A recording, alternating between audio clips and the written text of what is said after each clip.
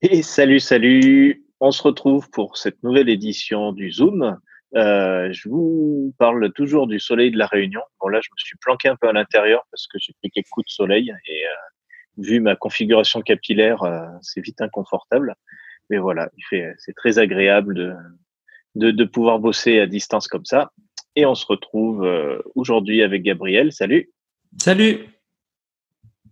Et on va causer d'un sujet qui est un troll ultime, qui est le côté Mac versus PC et quel est le bon outil pour avoir la bonne productivité.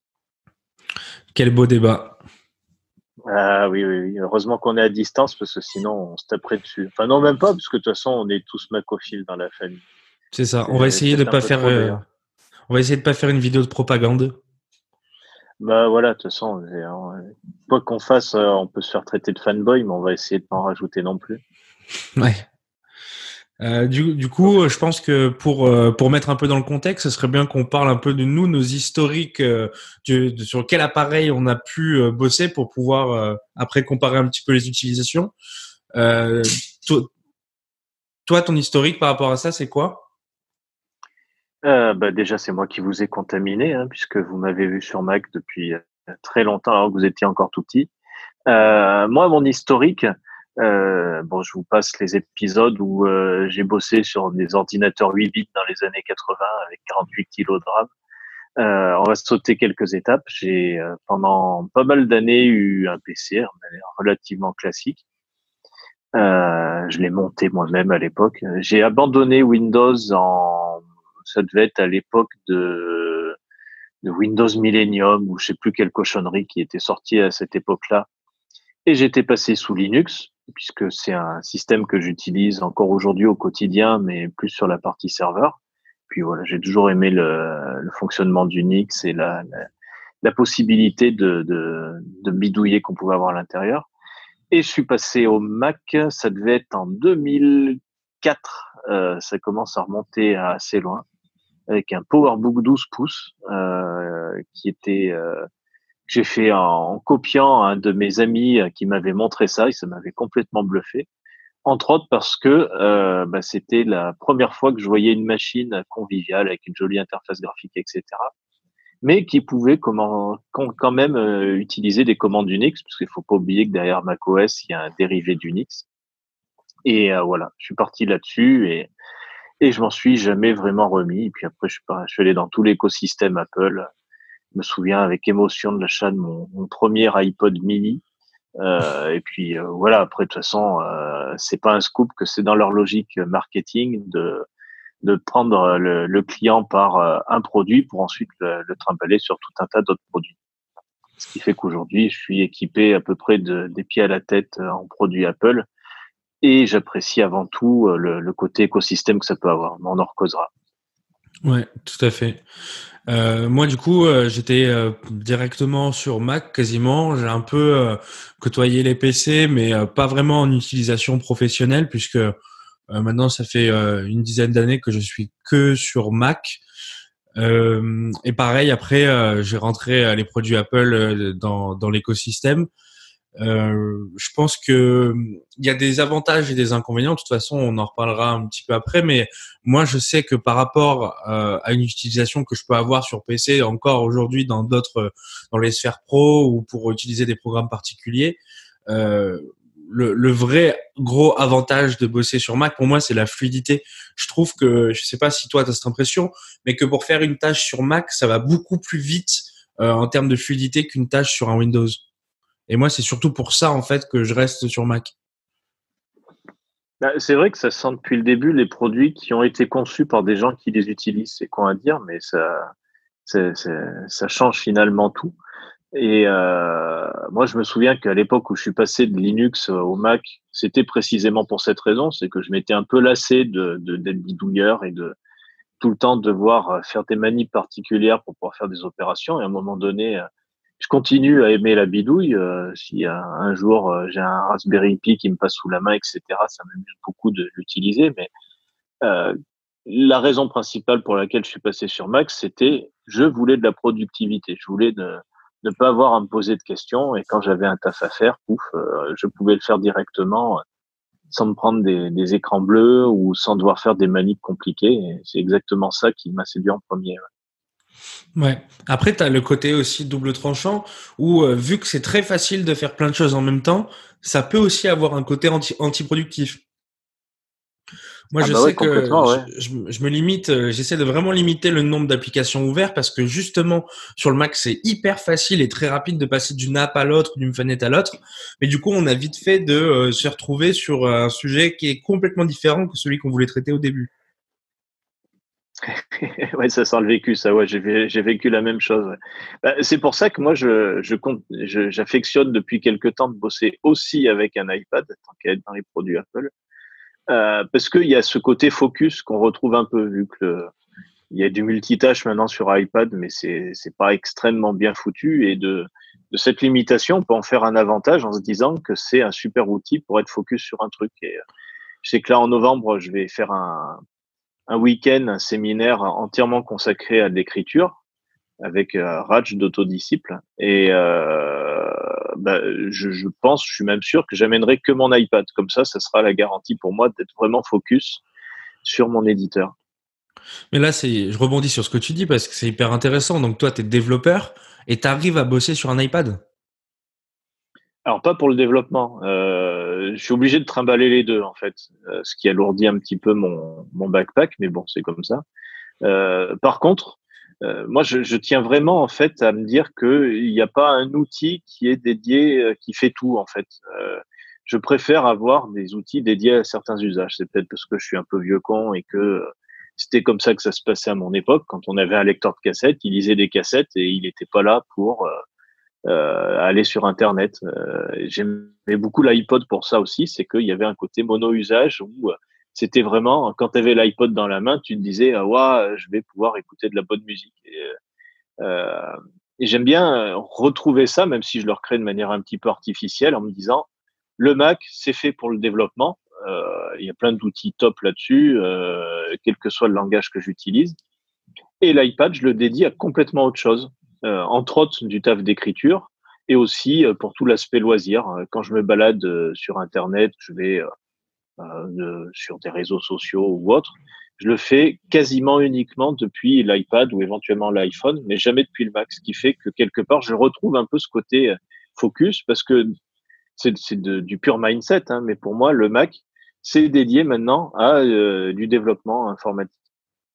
D'accord, ouais, non, mais c'est intéressant, c'est pour ça que je voulais approfondir le sujet parce que ça montre aussi que même les développeurs qui sont sur des technos voilà, et qui ont besoin d'outils techniques, même si leur cœur de métier ne peut pas se faire sur une tablette, il y a quand même une partie qui peut être déléguée sur d'autres produits et ça c'est intéressant, autant une tablette qu'un téléphone.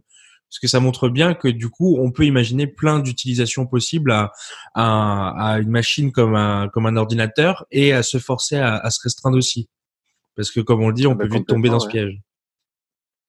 Après, si on peut être parfaitement honnête, finalement, par rapport aux tâches que je fais en développement informatique, les outils que j'utilise, ils existent quasiment à l'identique sous Windows, hein, que ce soit, je sais pas, en éditeur de texte, je suis sur Sublime Text. Quand je fais du développement Java, je suis sur IntelliJ. Enfin, quasiment tout se retrouve sous Windows aujourd'hui. Donc, finalement, la limite et le paradoxe de la démarche que je décris, c'est que je pourrais être sur PC. Ça fait mal. Ah ouais, ouais, ça fait un peu mal au cul. Non, en fait, à chaque fois que je reviens à Windows, j'avoue que j'ai beaucoup de difficultés. Après, c'est pas très juste parce que on a tellement pris nos habitudes sur macOS que en fait, les galères qu'on a sous Windows, c'est parfois que Windows est mal foutu, mais c'est aussi parfois tout simplement qu'on n'a plus les mêmes habitudes et on n'y arrive plus. C'est la même chose que si on se retrouve avec un téléphone Android dans les pattes, en fait. Ouais, ouais. Après, je pense qu'il y a une partie effectivement d'habitude quand tu es sur Mac, quand tu passes sur un Windows, parce que sur Mac, je pense qu'au bout d'un moment, tu intègres une certaine logique de fonctionnement. Il n'empêche quand même que je trouve que sur un Windows, il faut rajouter quelques clics pour arriver à une action égale. Ah, c'est possible, oui. Après, on me dit le plus grand bien de Windows 10. Il faudrait peut-être que je m'y repenche un peu plus sur le sujet. Tu as eu l'occasion de l'utiliser, toi? Ouais, alors moi j'ai eu l'occasion de l'utiliser dans le monde pro et je pense que du coup, parce que c'est un truc qui est assez marrant, c'est que les gens du coup qui avaient l'habitude de bosser sur Windows étaient un peu perdus avec Windows 10. Donc je pense que d'une certaine manière, il doit y avoir un rapprochement ou avec un macOS ou un petit peu un changement de logique. On n'est pas à la copie identique parce que chacun a leur identité, mais ils ont fait une modification, je pense, dans leur logique de fonctionnement parce que les informations sont moins placées au même endroit. On a toujours cette logique de barre démarrée qui a sur Windows qui fonctionnait très bien, mais qui est utilisé d'une manière un peu différente. Le système de bureau est également utilisé d'une manière un peu différente. Donc moi, ce que j'ai pu remarquer, c'est que les gens que j'ai côtoyés qui utilisaient Windows pour le pro étaient un petit peu perdus au moment où on les a passés sur du Windows 10. C'est vrai qu'ils ont beaucoup changé de choses chez Microsoft. C'est finalement assez courageux de leur part. Ils n'hésitent pas à complètement renverser la table et aller sur d'autres choses.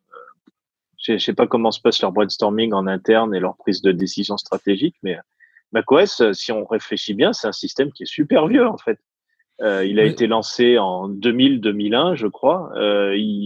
Et même si on va plus loin, en fait, le macOS 10, c'est un dérivé de Nextstep, qui était le système d'exploitation de la société Next de Steve Jobs. Et ça remonte carrément au milieu des années 80, les origines de ce truc-là. ouais, c'est ce que j'allais dire, c'est qu'en fait macOS, ils font peu d'innovation chez Apple, chez macOS maintenant. Ils ont la chance où ils ont travaillé pour entre guillemets d'avoir un très bon produit au démarrage. Mais du coup, en termes d'évolution, je pense que la courbe est complètement différente de celle de chez Microsoft, quoi. Il y a peu d'innovation hors interface parce qu'il y a toujours des améliorations d'interface, etc. Mais sinon, fondamentalement, il se passe jamais de grandes révolutions sur du macOS, hein. Ben, c'est ça. Enfin, de toute façon, c'est bien ce qu'on reproche à Apple aujourd'hui, hein, c'est qu'ils sont sur des démarches complètement incrémentales. Il y a de moins en moins de prise de risque.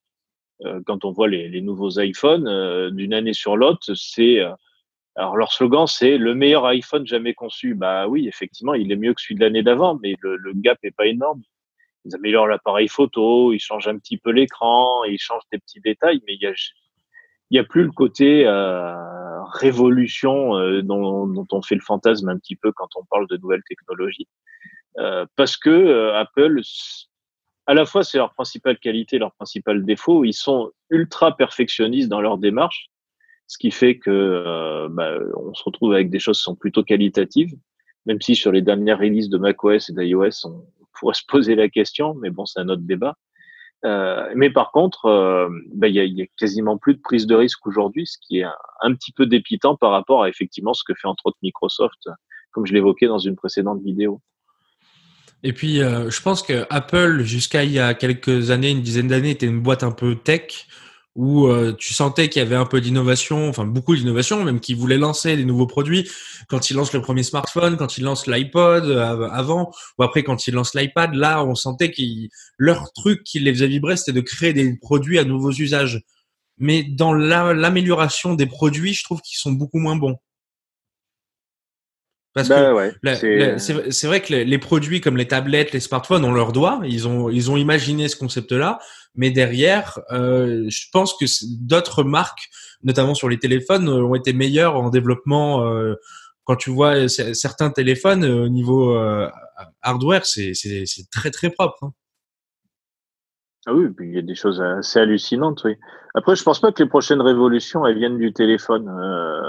Un téléphone, on arrive un petit peu au bout du concept à mon sens, mais quand tu vois ce que propose Microsoft dans leur carton, là, les histoires de Surface Neo, où tu as une tablette à deux écrans qui ressemble à un bouquin et où les interactions entre les deux écrans sont énormes. Euh, Franchement, en tant que geek et en tant qu'utilisateur, j'avoue que ça donne super envie. Ouais. Et puis dans les usages, il y a aussi autre chose, c'est que l'ordinateur, bon maintenant je pense qu'on n'a plus de doute là-dessus, mais va devenir un objet uniquement tech. À usage de personnes qui en font que leur profession et le reste dans le quotidien, ce sera que de la tablette.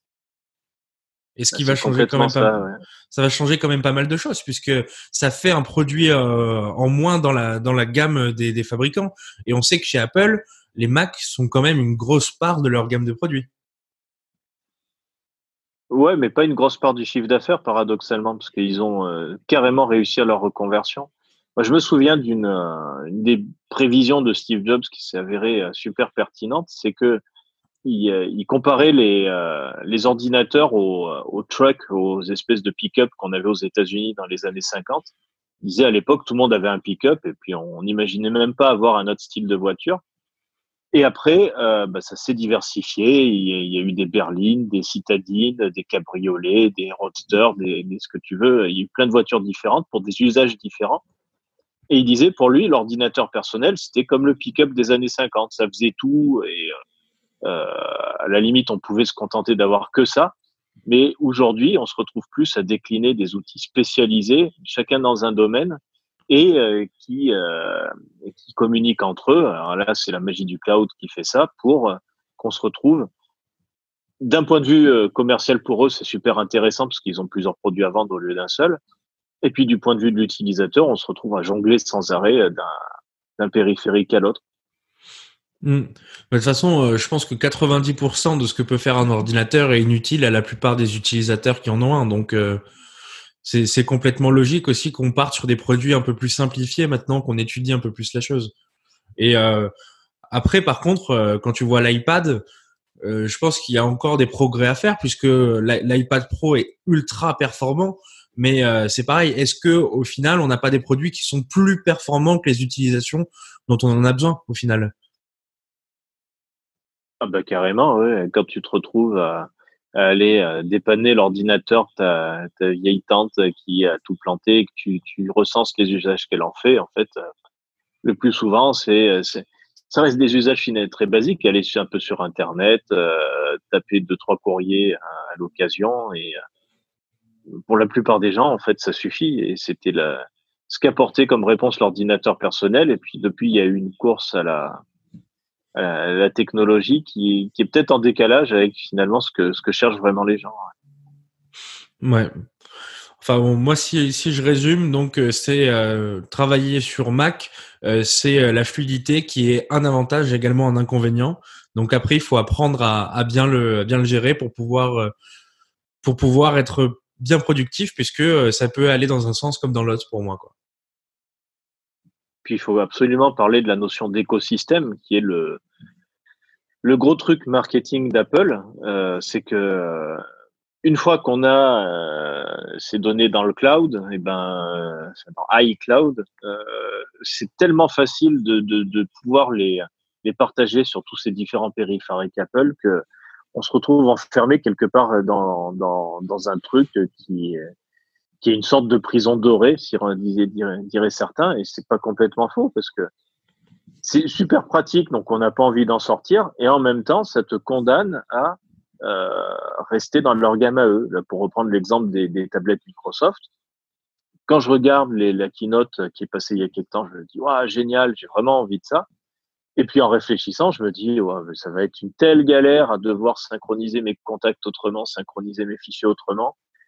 Et j'en reste finalement à l'iPad et l'iPhone et le Mac et la Watch, etc., qui ont leur qualité, mais qui sont peut-être un peu décevants en termes d'évolution ces derniers temps, mais qui apportent ce confort absolu on se pose pas la question de savoir où sont ces données, elles sont partout à la fois et ça marche bien. Et puis il faut dire que même le partage entre périphériques sans iCloud, ça fonctionne juste extrêmement bien quoi. Quand tu prends le AirDrop, moi j'ai peu de choses dans le iCloud, mais j'utilise beaucoup AirDrop entre différents appareils. Enfin, tu gagnes tellement de temps que t'as même pas envie de sortir de l'écosystème quoi. C'est Et ça. il y a un autre aspect, c'est quand tu achètes un appareil, quand tu fais la première configuration, c'est en 30 secondes, c'est réglé quoi. On fait quand même un peu les fanboys là, hein, à se Ouais. dire que tout.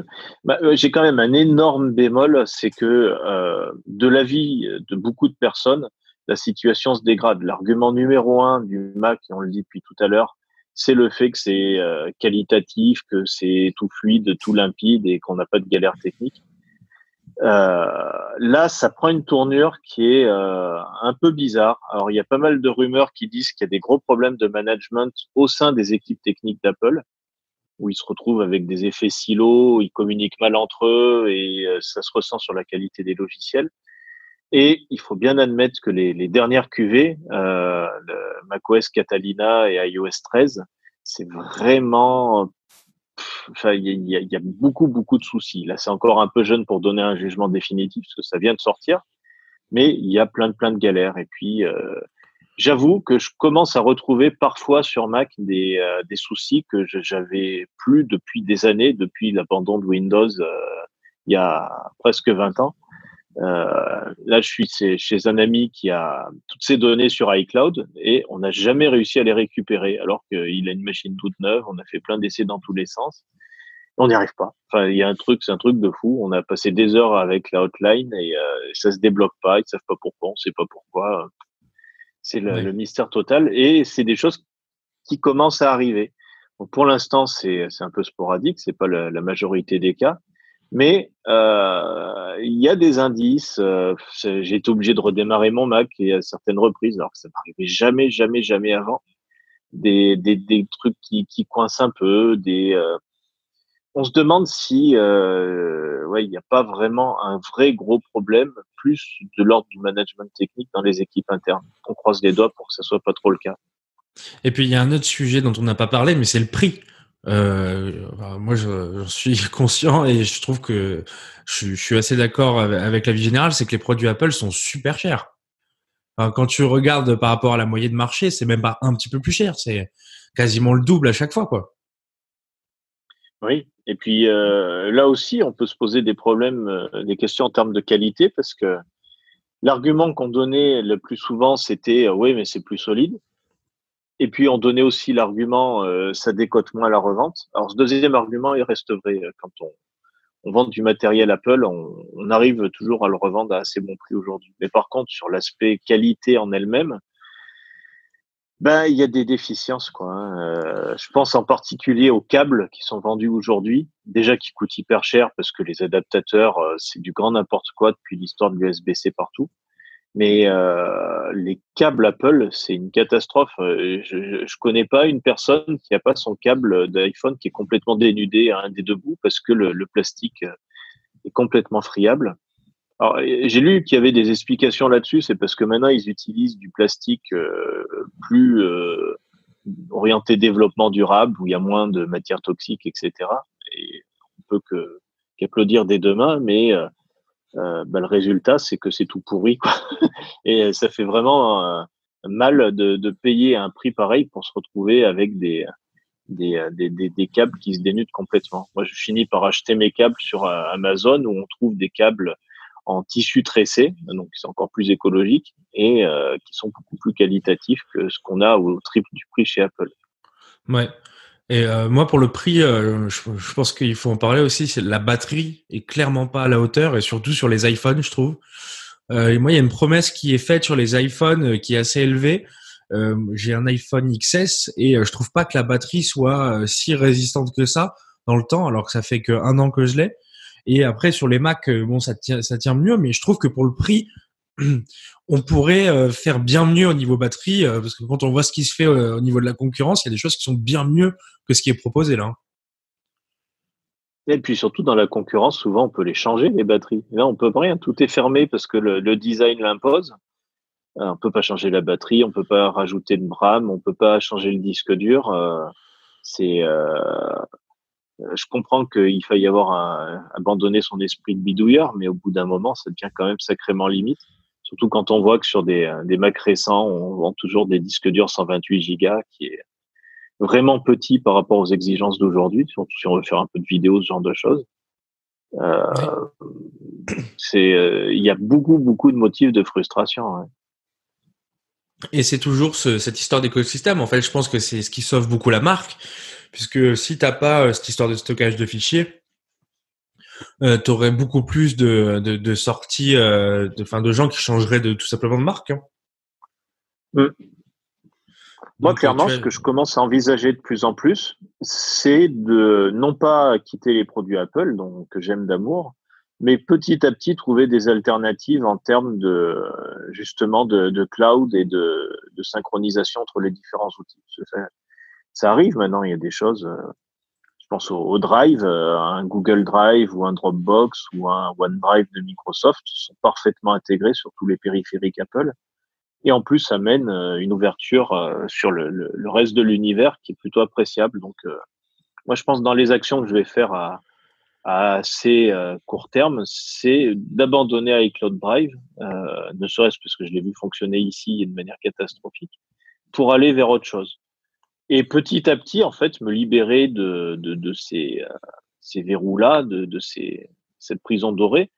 Pas forcément pour m'en échapper, mais au moins pour me dire que je peux le faire, quoi. Alors que là, aujourd'hui, je ne peux pas le faire, donc ça serait une trop grosse galère à tout faire d'un coup. Ouais. Je pense qu'en tout cas, la morale de tout ça, c'est qu'il n'y a pas de fanboy Apple, fanboy Microsoft ou peu importe. Le tout, c'est juste d'avoir un matériel qui vous plaît, qui correspond à ce que vous faites et surtout de garder l'esprit ouvert sur tout ce qui se fait sur le marché, ne serait-ce que pour avoir une vision de l'évolution et où va la technologie. Le tout, c'est pas de choisir un camp, mais plus de regarder tout ce qui se fait et après de se faire son propre avis. Parce que je pense qu'il n'y a aucune techno qui correspondra à tout le monde de toute façon. Ah ben, ça c'est clair, oui. Et puis les choses évoluent, les modes évoluent. Un fabricant peut avoir la baraka pendant une période et puis être bien moins intéressant plus tard. Ça, c'est des choses qui évoluent. Toi, ça serait quoi ton nouveau produit Apple de rêve? Euh, Qu'est-ce que tu attends secrètement?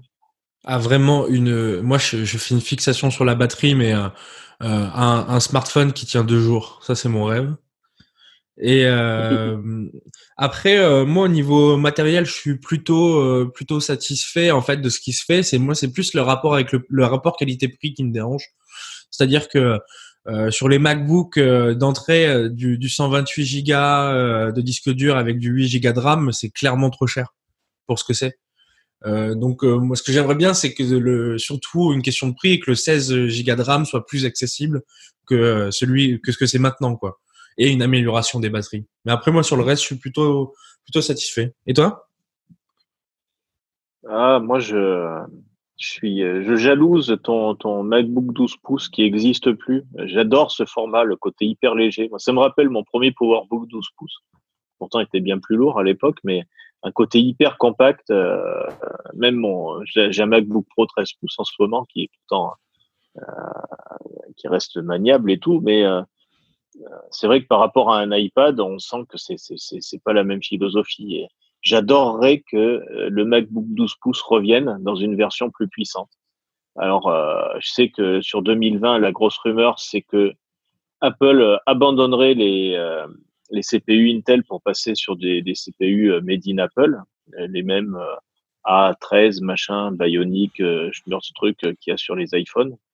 Et s'ils me sortent un MacBook 12 pouces avec le même form factor que celui que tu as, mais un CPU Apple qui dépote et 16 Go de RAM et du stockage qui va avec, là, moi, ça serait le truc de rêve pour l'instant.